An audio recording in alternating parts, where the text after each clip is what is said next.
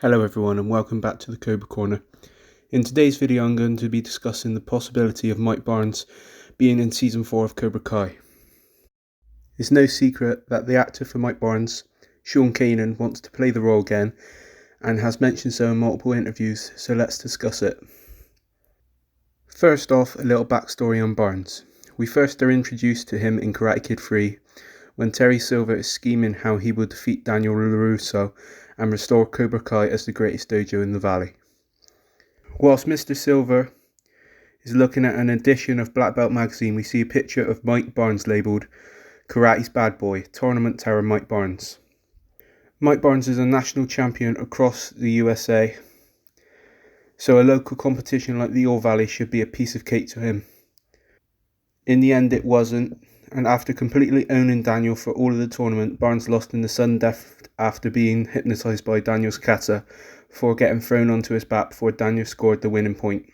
Barnes didn't fulfill the dreams of Terry Silver and John Kreese, and that's the last we saw of him. But will Mike Barnes return in Season 4? A return for Mike Barnes in the Cobra Kai universe seems inevitable. We know from John Hurwitz, lead producer of Cobra Kai, that any character in the Miyagi-verse can appear in the show so long as it fits. With Sean Kanan's enthusiasm to return, as well as the producer's constant delivery of what the fans want, it seems that Mike Barnes will be appearing on our screen sooner rather than later. In an interview with Cobra Kai Theory, Sean Kanan said that he's communicated from time to time with the Cobra Kai producers. But will he appear as a helping hand to Kreese and Silver? Let's face it, Terry Silver invested a lot of time and money into Mike Barnes and Karate Kid 3, and Mike Barnes had a lot of resting on his shoulders. The future of Cobra Kai. Barnes promised a lot but failed to deliver the one thing that Kreese and Silver needed, a win at the All Valley.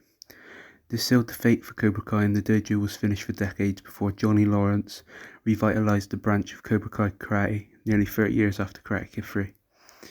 Why would Kreese and Silver have any form of contact with someone who's defeated? Defeat doesn't exist in this dojo, and I can't begin to think the punishment Barnes could have potentially received after losing Kreese's livelihood.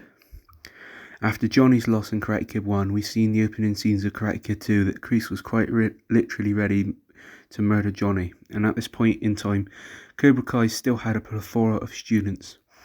At the time of Karate Kid 3, Kreese is much more desperate for a tournament win, and Barnes not delivering on that could have led to something even worse for Barnes than we saw Johnny suffer. Therefore, I believe it's unlikely we'll see Barnes aligning himself with Kreese and Silver. So how will we see Barnes?